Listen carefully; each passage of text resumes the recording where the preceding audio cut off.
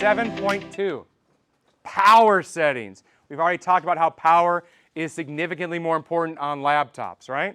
So let's talk about these different power states.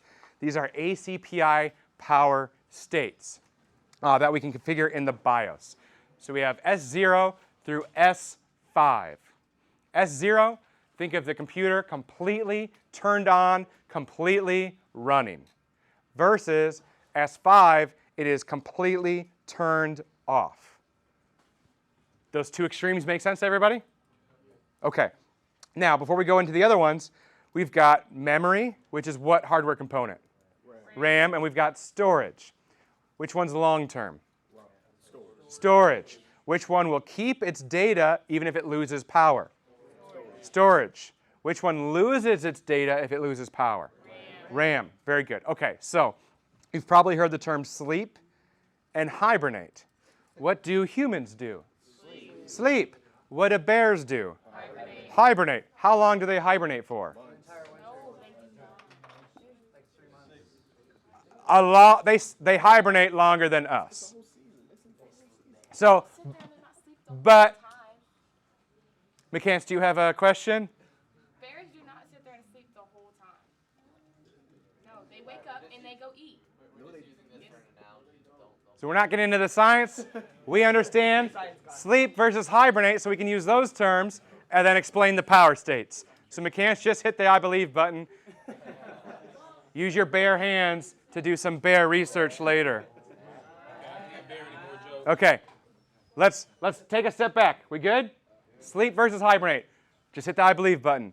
How long does it take you to be able to sleep? 2 seconds. Pretty quick. And how quickly can you come out of sleep? Very quickly. All right, everybody but McCants, hibernate.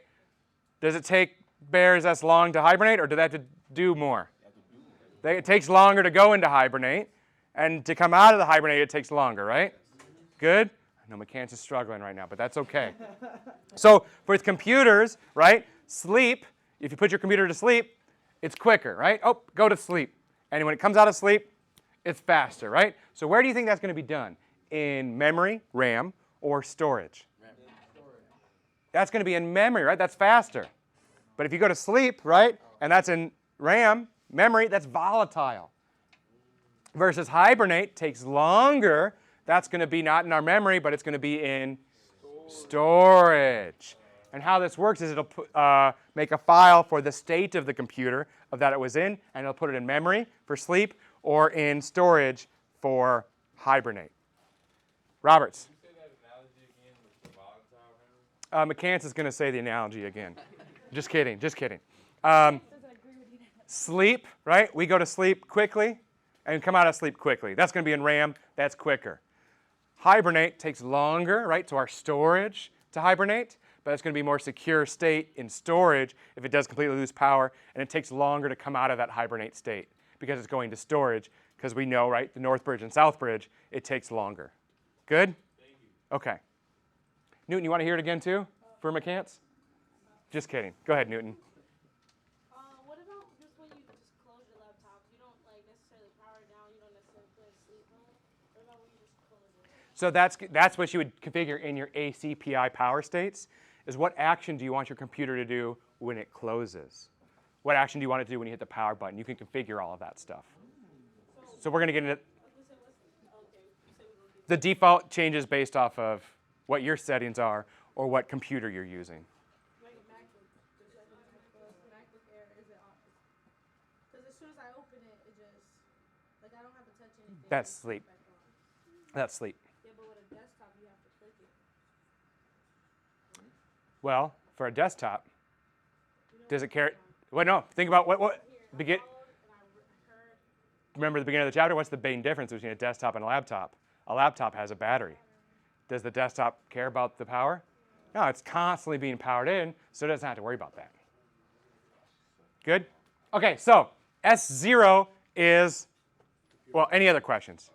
S0 is completely on, fully awake. The CPU is running. Everything's getting full power. The complete opposite, everything completely powered off, is S5. Good to go? All right, so let's start at S0, which is full power, and work our way through these different states towards completely off. S0, fully on. S1, the CPU and RAM are both using and receiving power. Unused devices are going to be powered down.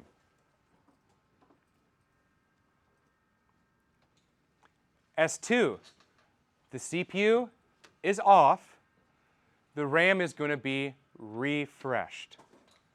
So instead of the CPU and the RAM both still receiving power now, the CPU is off, and the RAM is refreshed. So this is a lower power state, closer, we're working our way towards being off. S3, the CPU is off, and the RAM is set to a slow refresh rate. So the RAM is just going to occasionally be getting that power, so that way it doesn't lose its contents. Right? So this is also known as save to RAM, or suspend mode, or we can think of this as, what do you think? Sleep. Not what we do in class, because you're not allowed to sleep in uniform. S4, the CPU is off, and the RAM is completely off now. Whatever's in RAM is going to be saved to a temporary file on your storage device. This is the state of the computer, etc. That'll be saved to our storage device. This is also known as save to disk, also known as what bears do or don't do. We're going to do some research, because if that analogy doesn't work. You think a squirrel? Mechanics, do squirrels hibernate? Because they eat a lot more so they can gain weight so they don't have to wait. Ah, okay, okay. They get the food beforehand and they store it and then I don't think Sandy hibernated, so I don't know. Well, you know what we can do? We can suspend whatever really happens in nature and whatever you want to think, right? Does the concept of sleep versus hibernate make sense to everybody? Because the main thing is knowing these different states. Which state is completely on? S0, completely off. S5. What we think of as sleep or saving to RAM is what? S3. Hibernate, saving to the disk, is S4. Completely on is 0. 1, the CPU and the RAM are still on, but everything else is off. S2, now the CPU is off, and just the RAM is on. S3, CPU is off, RAM refreshed, we just save it to the memory.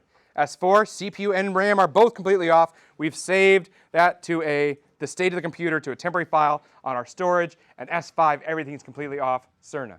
So when you are on your laptop and you don't use it for a minute and the screen turns off, is that just the screen turning off or is the internal? That's just the screen, right? Okay. But you can configure your settings of what action, after how long, what happens. Does it sleep? Does it hibernate? And you'll probably have different settings for, is it operating on battery or is it plugged into a power source? So you can have different options as well. So for example, you could have your computer hibernate when you close the lid, but you could have it go to sleep if you close the lid and it's connected to power. We need some time to write these down. So the only difference between S4 and S5 is like the computer's off. Yeah, so S4, right? You've a temporary location on the drive, so when you open up your computer, whatever you were doing will be there. You've got a Word document open, you've got music open and playing, you open it back up. It's going to take longer because it's hibernating, but that state will be back. S5, your computer is completely off and you're turning it back on completely for the first time. Good? More time to write? All right.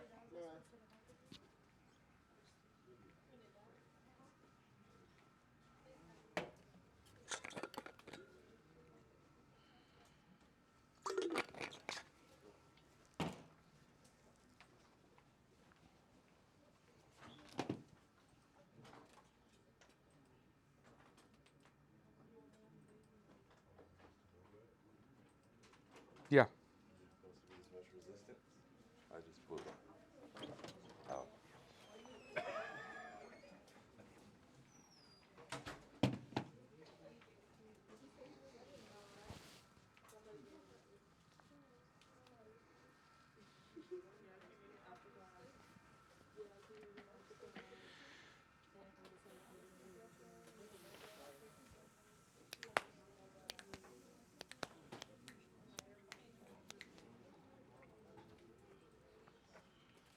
More time?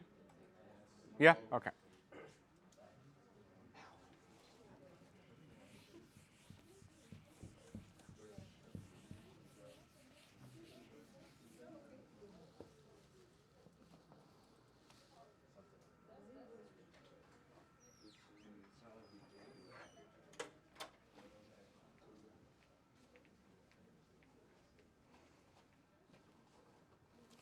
I can't remember when we started. I feel like we just started though. Well, 7.2.1 we just started.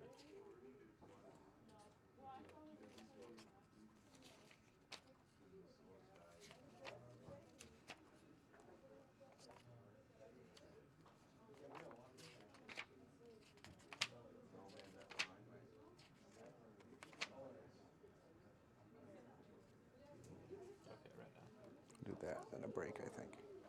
Okay. All right, ready? Moving on. Can you scroll down a little bit for me? All right, so remember, these are our ACPI settings. We configure these where? In the BIOS, right? We get to the BIOS how? For our virtual machines, it's F2, right? But in general, we hit a special function key when? During post, right? Power on self-test. So now we can see, right, these ACPI power settings in the BIOS. This is unique for a laptop because it's got a battery. You can control the different system states. So for example, which one would be hibernate? S4. You can change your battery in AC modes. You can configure your thermal management, your bus management, and WOL, wake on LAN, to be able to send a packet through the network to power on and wake up your device remotely through the network. So let's go through these. To enable or configure your ACPI power modes, go into BIOS or your UEFI during post, locate the power management items, use whatever keys you got to use, right? We changed the boot order yesterday, so you'd use that same technology, plus, minus, etc., to change your ACPI power modes. What do you want it to do? Save and exit. Good to go? All right, moving on. Let's see what we know. Ooh, we spent a lot of time on this. The CPU and RAM are off. The contents of RAM have been saved to a temporary file on the hard disk. S4, aka hibernate or save to disk. The CPU is off and the RAM is set to a slow refresh rate. S3. Let's come back to it. Well, we can't really go back. So let's go to the next one. The CPU is not executing instructions. However, the CPU and the RAM are still receiving power. S1. The computer is off and any content that has not been saved will be lost. S5. The computer is on and the CPU is running at full power. S0. Remember, S1 is not doing instructions. The CPU is off, but the RAM is refreshed to maintain its contents. Okay, so the one that we were confused about, the CPU is off and the RAM is set to a slow refresh rate. The CPU is off, but the RAM is refreshed to maintain its contents. S2. Good? Hit close. And we'll see we got it correct. Good to go? Questions? All right, let's watch a video.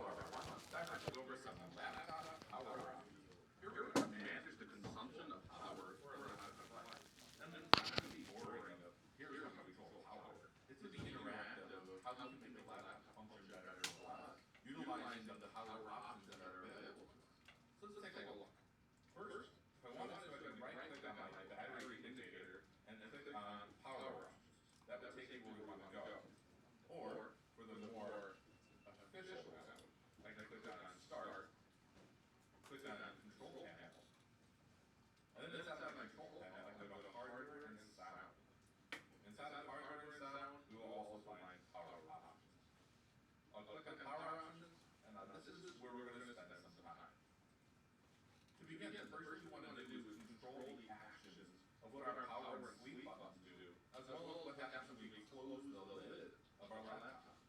I can go to the left side of my screen, I can click on choose what the power buttons do. When I click on choose what the power buttons do, what we'll see here first is that I have some options I can switch between. And these are based off of two columns. I've got a column regarding what's going to happen when my computer is on battery power only, and I press the power button, or the sleep button, or when I'm physically closing the lid.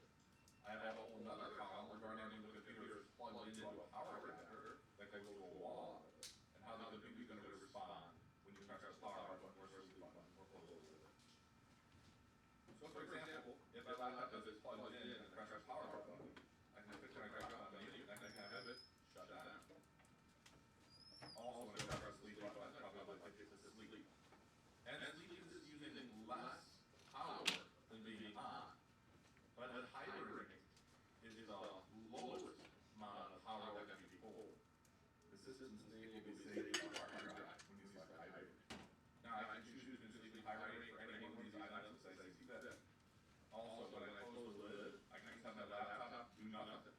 The display would turn off, but the computer would still be running full power and going. But of course, you can compare and contrast how we want to design this based off of the column on battery versus plugged in. Down below, I have some shutdown settings here. I can actually click my little shield up here, which is user account control UAC, and it gives you the access to the settings down below. Fast startup is similar to a hybrid hibernate. It uses the hibernate system file for us to be able to recover back. It allows us to recover faster than the hibernate, but then again, it uses more power than normal hibernate. We have our sleep option, as well as a hibernate option, and of course, you can the lock on our machine. We're done with these settings, go ahead and click Save Changes, and now we're back to our general power options screen. And this time what we want to do is take a look at a power plan. We're in the power plan menu by default here, power options, but what I can do is I can click on change plan settings, and we'll see that for our plan of ballast, we can adjust our screen brightness, the actual time delay of when our screen will be turned off. Once you move your mouse cursor or put your key on the keyboard, it will come back on. Or also, for inactivity, how long should we put the computer to sleep? Putting the computer to sleep saves us some battery power, but not as much as that fast start or hibernate, or turning the computer off. Also, regarding screen brightness, we can control the default brightness level when we're running on battery, or when we're plugged in to power up. And this time it's time for us to go a little bit deeper into our plan settings. I want to show you some of the powerful options you have regarding saving battery life and optimizing your usage. I'm going to click on Change Advanced Power Settings. Inside of Advanced Power Settings, we want to focus on literally physical characteristics that can change. For example, the plan I'm on right now is balance active, and you can create other plans and use different plans. With the plan that's balance active, I can change how many minutes until the hard disk is turned off. Or even more settings, I can go and expand wireless adapter settings and the power saving mode, and I can choose regarding performance of my wireless adapter card depending on if my laptop's running on battery or running off of a wall outlet. This allows you to really customize that power usage depending on how mobile you're actually being. Outside of the wireless adapter settings, I can even scroll down and go to the battery settings. And this is extremely important. In the battery settings, which I can expand, I can actually set levels for alerts regarding when my battery is marked as having a low battery level or even a critical battery level. So for example, I can expand critical battery level and I can choose the percentage for when my laptop should notify me that it has critical battery left. And even better, once that critical battery percentage is hit, I can actually control the action. I can expand critical battery action, and I can have my computer automatically, if it's running on battery only, without being plugged in, I can have that automatically shut down the machine. So I'm not going to have to worry about having errors on my machine. I just power off randomly because it finally runs on the battery. If it's plugged into a wall, I just have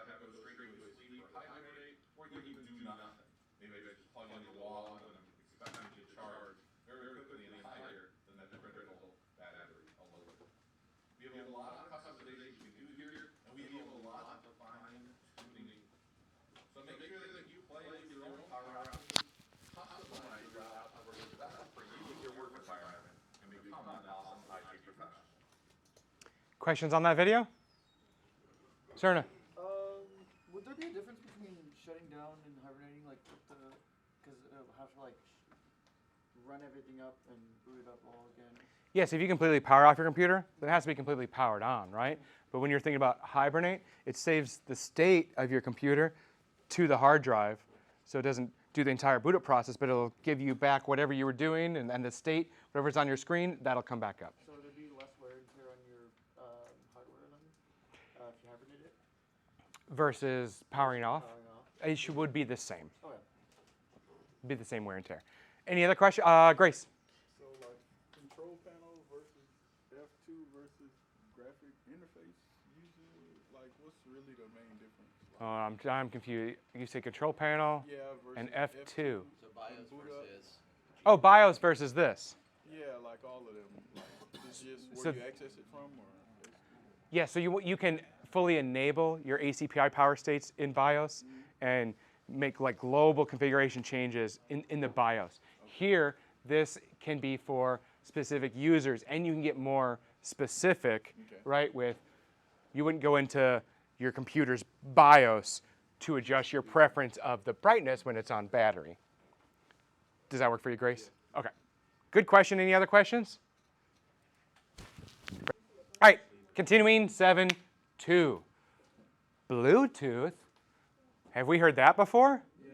We have. That's a form of wireless technology, and it has an IEEE standard of 802.15.1. Just like we did for 802.11, and we talked about those substandards, we're going to talk about them for Bluetooth as well. But who remembers what type of network Bluetooth uses? PAN, which stands for Personal Area Network. Awesome. So we have different classes of Bluetooth. Now these classes specifically talk about the power that they're putting out. So class 1 is 100 MW, class 2 is 2.5, and class 3 is 1. Now, because of that, just like if you think about AM, FM radio, if they're trying to have that signal go farther, they pump more power into it, right? So the higher power here, it's going to go a greater distance. So class 3 is the lowest amount of power at 1, and then go about 3 feet, or 1 meter. Class 2, that's 2.5, so then go up to 33 feet, or 10 meters. And class 1 is 330 feet, or 100 meters. We feel okay about that? Okay. We'll scroll down a little bit so you guys can start on the next thing, which is Bluetooth specifications, or different versions, 1 through 5. So now, right, we're not talking about distances, we're talking about data transfer speeds. How much data can be transferred? So Bluetooth 1, or version 1.2, you go up to 1 megabit per second. 2, version 2 with EDR is 3 megabits per second. 3, with HS is 24 megabits per second. 4 with LE is 1 megabit. And 5 with LE is 125 kilobit, 500, 1 meg, or 2 meg.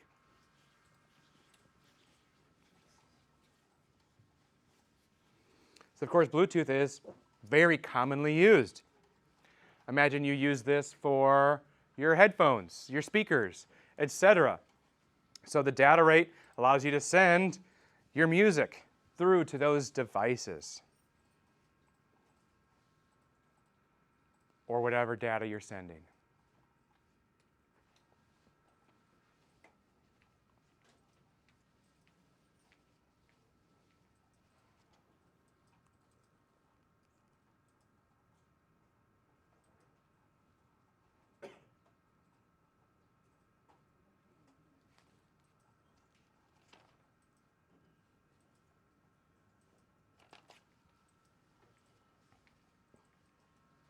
Cerna.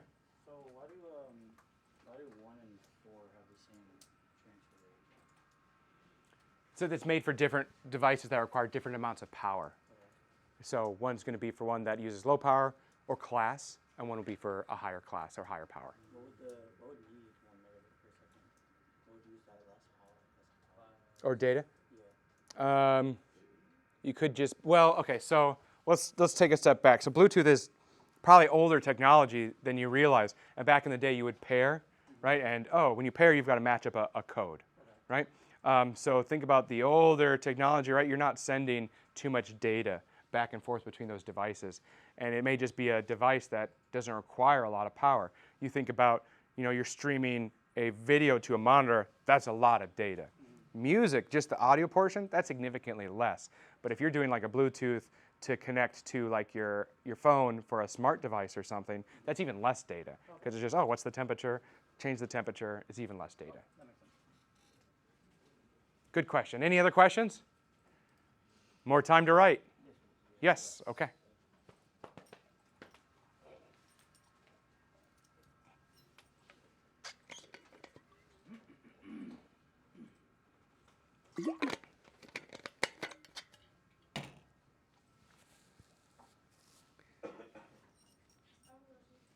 Newton. How many questions are going to be on the test, and how much time do you need to do it? You're going to have an hour for the test, and there will be multiple questions on the test.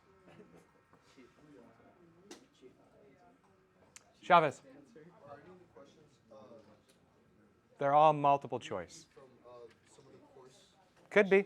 Could be. I do remember you saying last week, you pointed a couple of them out and said, "Oh, this would be really helpful for the test." So I don't know if that. The test is going to be on chapters 1 through 9.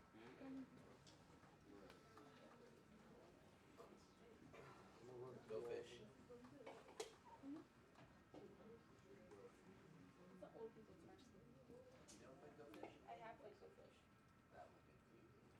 No cap? You haven't played Go Fish IRL? No cap? No cap. What else is there? TBH? Type shit. All right, let's continue. Moving on. We have Bluetooth laptop connections. Of course, your device, you've probably seen that, it can connect via Bluetooth. As long as it's on, it is discoverable so you can pair. And there's various wizards that you can walk through that'll automatically connect you and other things. Let's watch a video.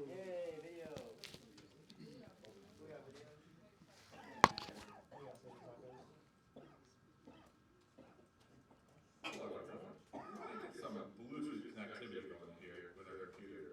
Now to do this, there's a couple ways to go about it. There's really like 3 common ways we can go.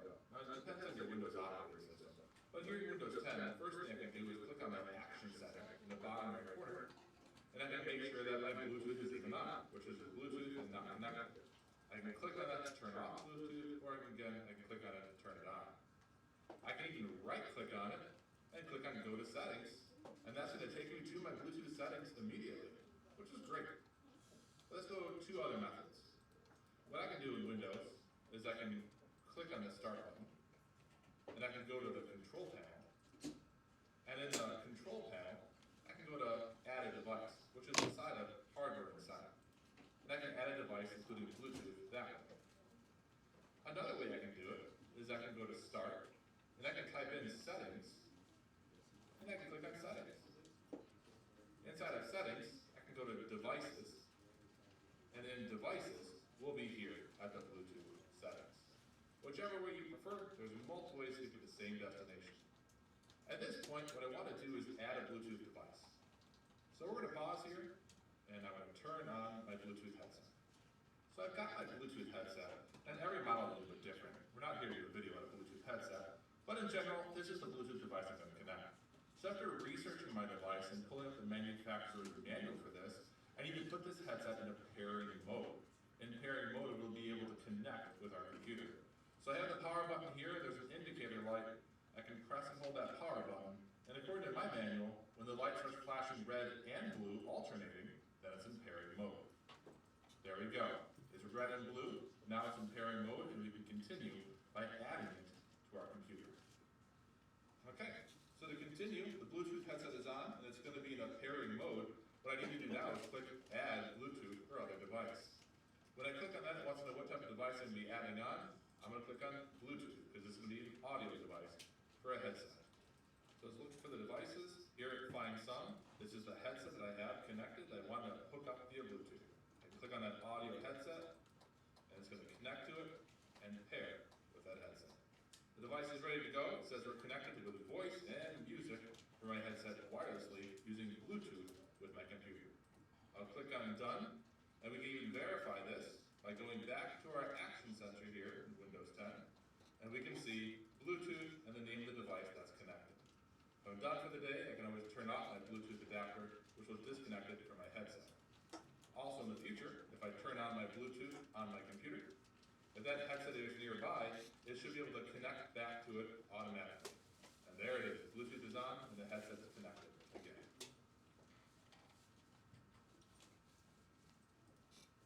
Questions on that video? All right, cellular WAN. We've talked about this.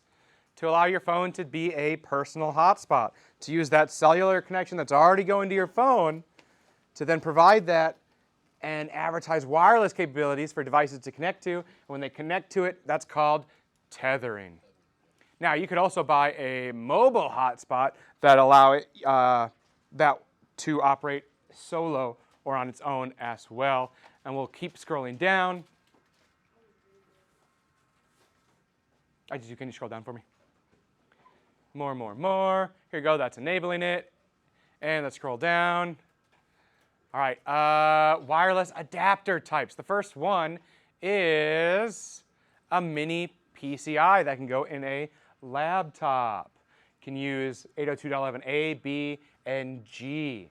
Next we have mini PCIe. Here this can use 802.11n and AC, 54 pins. And finally we have PCI Express Micro with 54 pins. Uses the same standard as mini PCIe cards. So these are for maybe more legacy laptops where they'd be added now. Everything is very proprietary, such as Apple's got their own connection chips, modems, etc. And time for another video. Hello everyone, it's time to get our laptop hooked to a wireless network. Now there's a couple ways to go about doing this. We use the wireless network indicator in the bottom right corner, which currently says we're not connected, but there's connections available. Or we can click on Start, and we can search for Control Panel. And we can then click on a Control Panel. Our third option is we could just right-click on the Start button, then inside of here, we can go straight to Network Connections. We can left-click on that. We're going to take the long way. We'll click on Start, search for our Control Panel, and we'll click on Control Panel. When the Control Panel opens up, we can click on Network and Internet. Instead of Network and Internet, we can see our Network and Sharing Center, as well as we have the option to connect to a network. If I just click on Connect to a Network, it's going to pop up my wireless connections that are available. These are all the wireless networks near me. To connect to a wireless network, I can click on the guest wireless network, which you see has strong signal strength. Then I can click Connect. I can choose to connect automatically when I'm nearby this guest network, or to have to manually connect to it each time I want to. So for me, I'm going to manually connect to it when I want to by unchecking the Connect automatically. I'll click Connect, and I'll type in the security key for the guest Wi-Fi that I'm nearby. I'll click Next, and it's going to ask me a question. Do I want my machine to be discoverable with other devices? This is regarding your device and file sharing and firewall settings. Because this is a guest network, I'm going to go ahead and click No. I did not want to be discoverable for other PCs on the network. After clicking No and putting in that password for the guest Wi-Fi, you can see that connected and secure. I'm on the network and I'm able to browse. All right, questions on that video? Moving on. Let's see what we know. Wireless configuration. Bluetooth devices are capable of handling voice, music, videos, and data. True or false? True. Class 1 Bluetooth devices have a range of approximately 100 meters or 330 feet. True. Tethering allows other devices to access the internet through a cell phone. True. Configuring a wireless network connection is performed through the system and security settings within the control panel. False. Class 2 Bluetooth devices have a range of approximately 10 meters or 66 feet. False. 33 is the correct. Very good.